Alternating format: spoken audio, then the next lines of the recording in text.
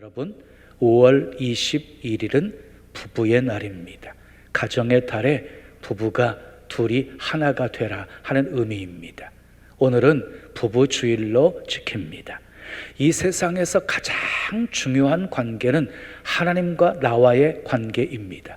하나님은 우리를 창조하신 창조주이시고 우리는 그의 피조물입니다. 그래서 하나님과 나와의 관계가 바르게 되지 않으면 결코 편안할 수가 없습니다. 행복할 수가 없습니다. 하나님은 아담에게 선악과를 먹지 말라고 하셨습니다. 그러면 아담은 먹지 않아야 됩니다. 순종해야 됩니다. 그런데 불순종해서 하나님과의 관계가 깨어져 버립니다. 죄로 인하여서 하나님과 깨어진 관계를 회복시켜주기 위해서 이 세상에 오신 분이 바로 예수님이십니다. 예수님만이 하나님과 우리와 사이에 깨어진 관계를 회복시켜 주실 수 있는 분이십니다. 그것을 구원이라고 하는 것입니다. 하나님과의 나와의 관계가 중요하고 그 다음 중요한 관계가 무엇이냐면 부부 관계입니다. 하나님께서 아담에게 두 번째 주신 관계이기 때문입니다. 여러분 아십니까? 부부는 이 세상에서 가장 훌륭한 신앙 훈련 파트너입니다.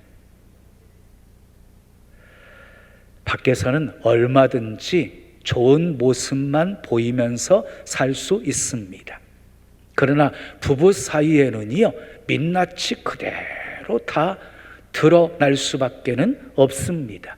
그래서 건강하지 못한 부부는요, 그 드러난 민낯을 보고 비난합니다. 그리고 고치려고 합니다. 그러면 그럴수록 부부 관계는 더 힘만 들어지게 되어집니다. 여러분, 고치려고 하지 마시고 돕는 배필로 사십시오. 부부 관계는 모든 인간 관계의 기초가 되어집니다. 부부 관계에 문제가 생기게 되어지면 반드시 자녀들에게도 문제가 생겨지게 되어집니다. 요즘처럼 가정이 무너지는 때가 없었습니다. 앞으로는 더 할 것입니다. 우리는 이 세상을 살아가면서 수없는 사람들을 만나고 헤어집니다.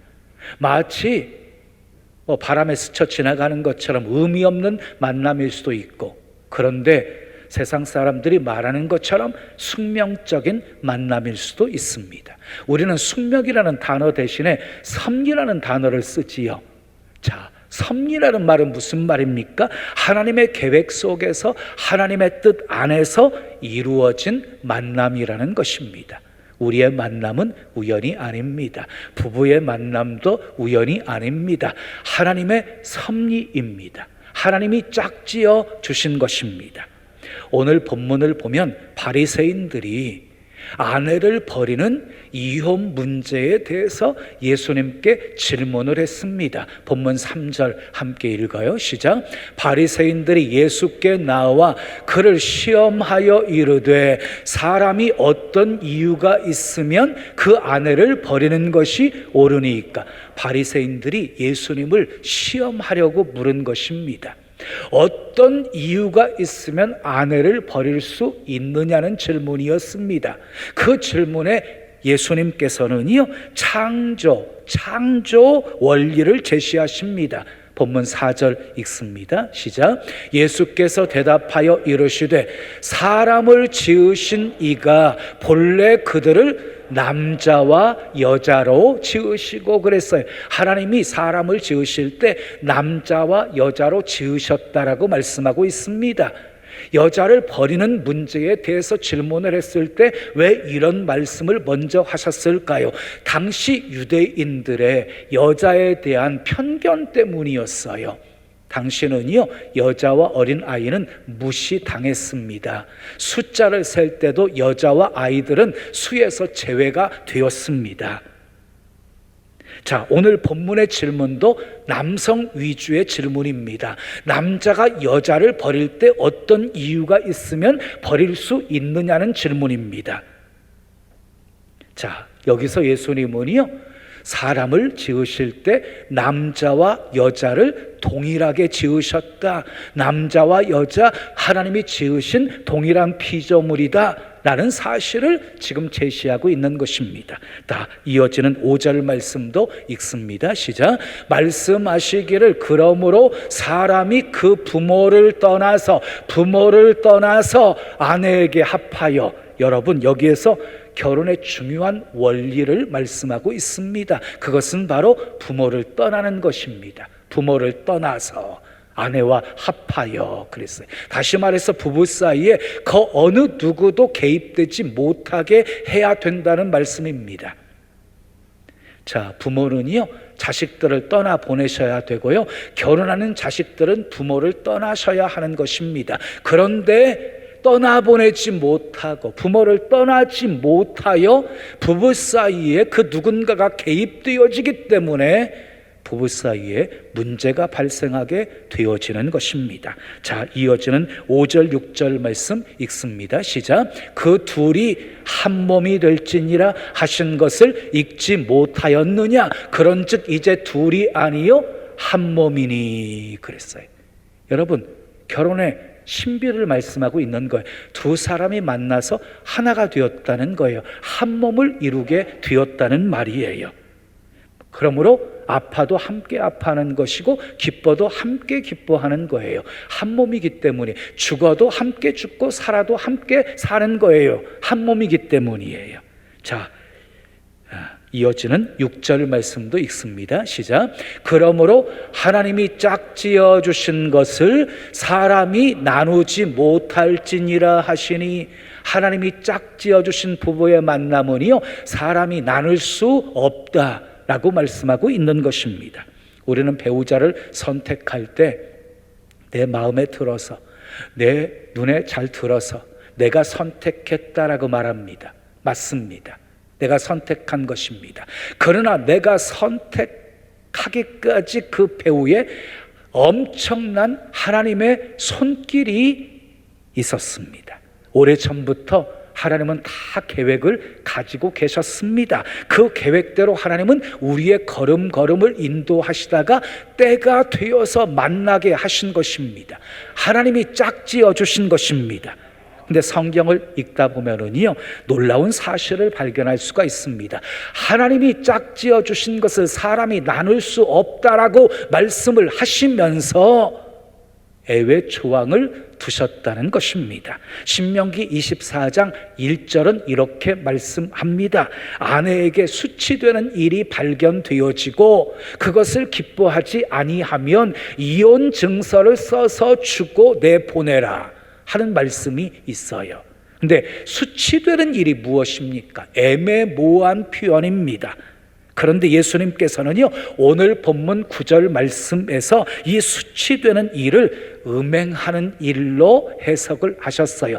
음행한 연고 없이는 결코 이혼해서는 안 된다라고 단서 조항을 달고 있는 것입니다.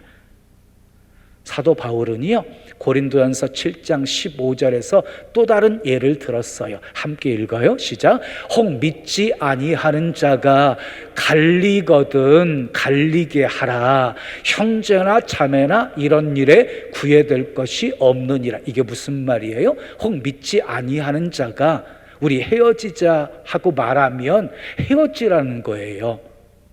형제나 자매나 이런 일에 구애될 것이 없대요. 헤어지라고 말씀하고 있는 거예요. 이 말씀을 이해하기 위해서는요, 초대교회 당시의 상황을 이해하셔야 돼요. 당시에 정말 핍박이 심했어요. 예수 믿는 것 자체가 생명을 내놓고 믿는 것이었어요.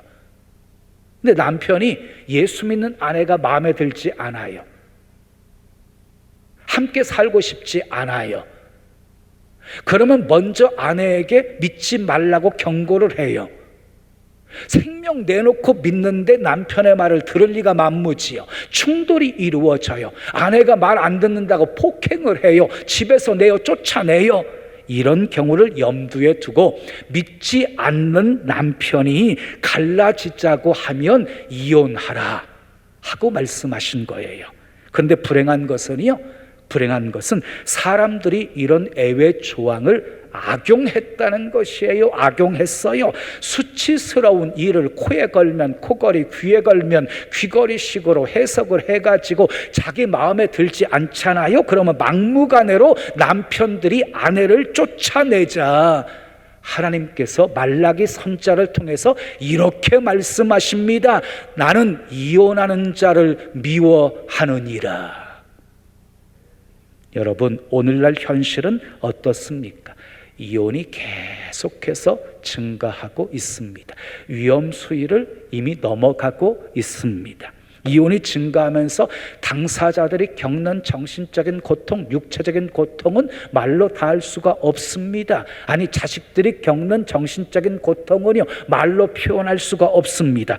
조사했더니 이혼하고 나서 후회한다는 사람이 10명 중에 8명이었습니다. 그러므로 애외 조항이 있어도 최후 수단으로 생각을 하셔야지, 지금 잠깐의 고통에서 벗어나겠다고, 피해 보겠다고 이혼하게 되어지면 모두가 망하게 되는 거예요. 개인도 망하고, 가정도 망하고, 자녀도 망하고, 사회도 망하고, 다 망하는 것이. 대부분의 남편들이 착각하고 있는 것이 있습니다. 자기는 아내에게 좋은 남편이라고 착각을 합니다. 자기처럼 아내에게 잘해주는 남편이 없다고 생각하는 것입니다. 이런 착각에 빠져 있는 남편들이 아내에게 자주 하는 말이 있습니다. 나처럼 잘해주는 남편이 어디 있어? 열심히 일해서 돈 벌면 다 갖다 주잖아. 당신이 원하는 거 있으면 웬만하면 다 들어주려고 힘쓰고 있잖아. 가끔씩 아이들과 외식도 하잖아. 내가 노름을 하니? 아니면 술 먹고 당신을 괴롭히기나 하니 내가 바람을 피우냐? 당신은 남편 잘 만난 줄 알아. 그러면 아내는 웃습니다. 남편들은 아내가 웃는 모습을 보면서 자기를 좋아해서 웃는 줄로 알고 착각합니다. 몰라도 정말 모르는 것입니다. 아내는 어이가 없어서 웃는 것입니다. 저도 이거 깨닫는데 시간이 많이 걸렸습니다. 황혼 이혼이라는 말을 들어보셨을 것입니다. 30년 넘게 함께 살아왔습니다. 이제 자식들이 다 커서 대학 졸업하고 취직하고 그리고 결혼까지 했습니다. 겉으로 보기에는 아무런 문제가 없었는데 갑자기 어느 날 아내가 이혼 서류를 꺼냅니다. 남편에게는 청천벽력 같은 일입니다. 지금까지 아무 말 없이 잘 살아온 아내가 왜 갑자기 이혼을 하자고 하는지 남편은 이해할 수가 없습니다.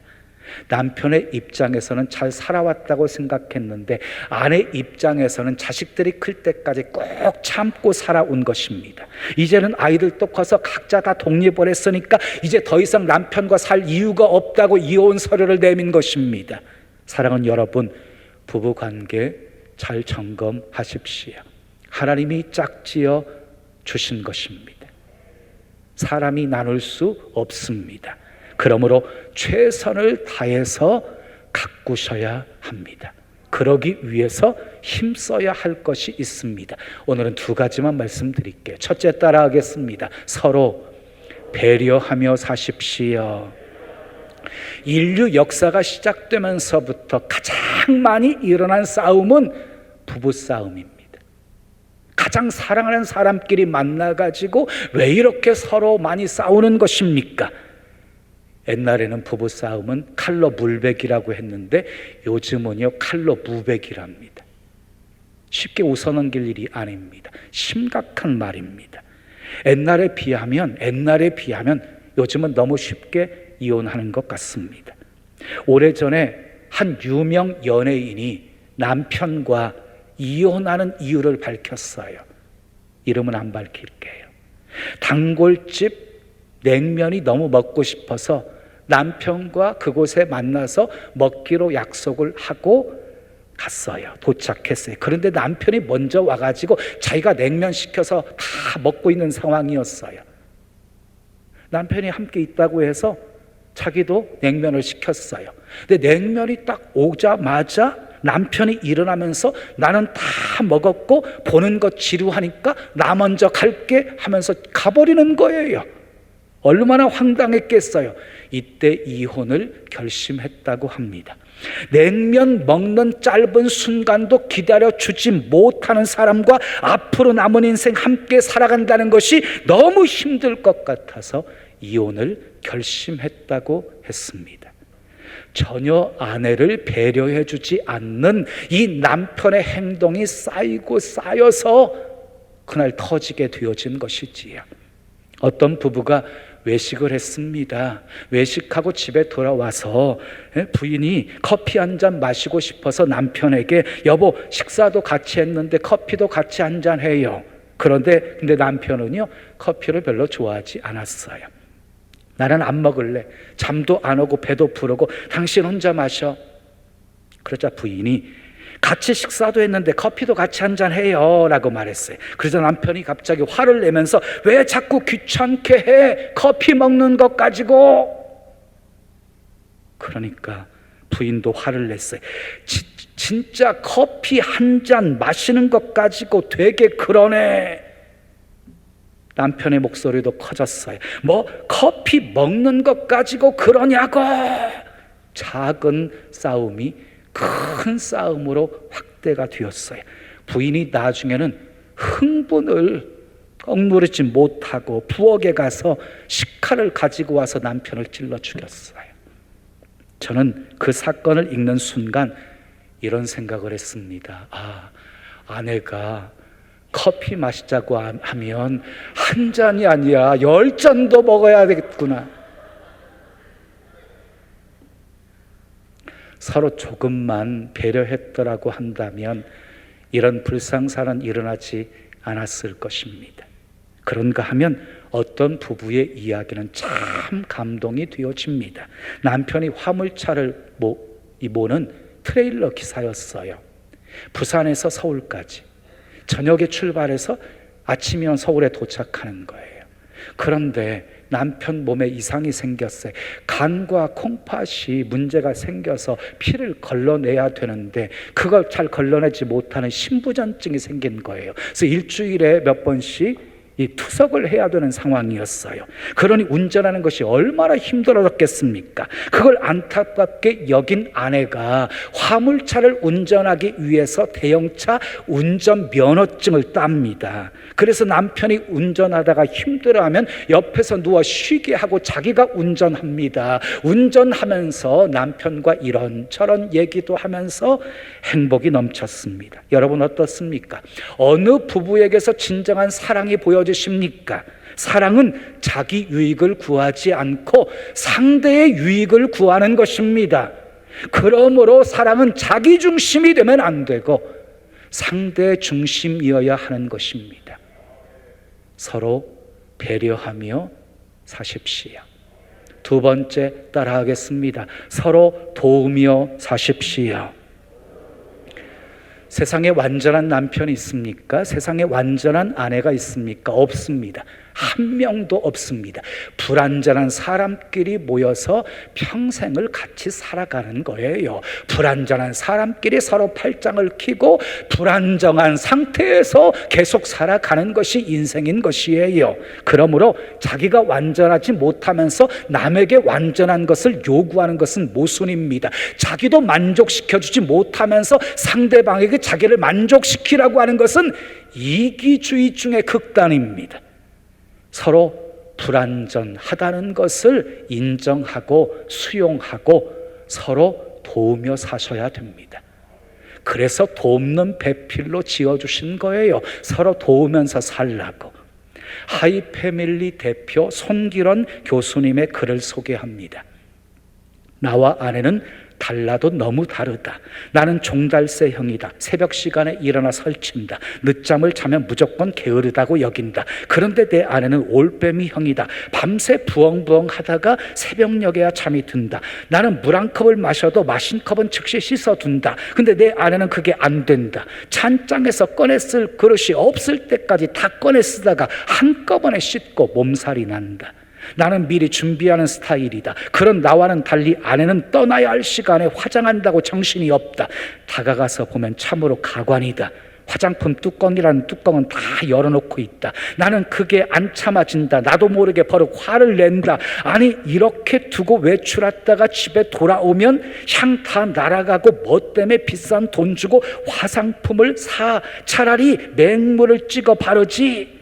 거기다 나는 약속 시간에 늦은 적이 거의 없다. 나중에는 견디다 못해 성경책까지 밀었다. 여보, 예수님이 부활만 하시면 됐지 뭐 때문에 그 바쁜 와중에 세모포와 수건을 개켜놓고 나오셨겠어. 당신같이 정리정돈 못하는 사람에게 정리정돈이 얼마나 중요한지 말하고 싶으셨던 거야. 그게 부활의 첫 메시지야. 당신 부활 믿어? 부활 믿냐고. 이렇게 아내를 다그치고 돌아섰을 때 하늘의 음성을 들었다. 야, 이 자식아, 잘하는 네가 해라. 이놈아 안 되니까 네게 붙여놓은 것 아니냐. 너무 큰 충격이었다. 내 아내는 물건이 제자리에 놓여있지 않고 종이 나부랭인가 나뒹구는데도 그것이 눈에 들어오지 않는다. 그러니까 불편한 게 없다. 오히려 밟고 돌아다닌다. 하지만 나는 금방 불편해진다. 화가 치민다. 이 말은 내가 아내보다 정리정돈에 탁월한 은사가 있다는 증거다. 바로 그때 내가 알게 된 사실이 있다. 내 아내한테는 뚜껑 여는 은사가 있고 나에게는 뚜껑 닫는 은사가 있다는 사실을. 그때부터 아내를 대하는 내 태도가 바뀌었다.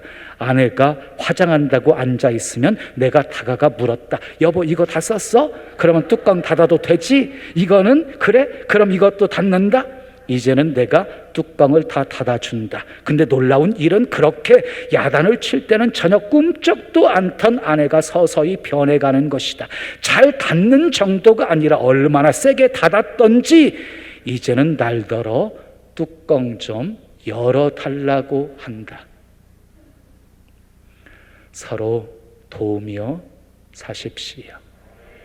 사랑하는 여러분, 가장 중요한 인간관계는 부부관계입니다. 부부관계가 바로 되어 있지 않으면 효도할 수 없습니다. 부부관계가 바로 되어 있지 않으면 자식들을 바르게 양육할 수 없습니다. 부부관계가 바로 되어 있지 않으면 결코 행복할 수 없습니다. 부부관계가 좋아야 기도가 막히지 않습니다. 거울이 먼저 웃어줍니까? 내가 웃으니까 웃는 것이지. 상대가 변하기를 원하십니까? 내가 먼저 변해야 합니다. 믿음의 가정은 행복해야 됩니다. 기쁨이 넘쳐야 됩니다. 사랑이 넘쳐야 됩니다. 행복이 넘쳐야 됩니다. 평안이 넘쳐야 됩니다. 사랑은 오래 참고 모든 것을 참으며 모든 것을 견디는 것입니다. 부부가 살아가면서 좀 힘들고 어려워도 인내하셔야 됩니다. 참으셔야 됩니다. 견디셔야 합니다. 부부는 하나님이 짝지어 주셨습니다. 사람이 결코 나눌 수 없습니다. 서로 배려하며 사십시오. 서로 도우며 사십시오. 전도서 9장 9절의 말씀처럼 사랑하는 아내와 함께 즐겁게 사십시오. 행복한 부부가 되어 행복한 가정 이루시기를 예수님의 이름으로 축원합니다. 축원합니다.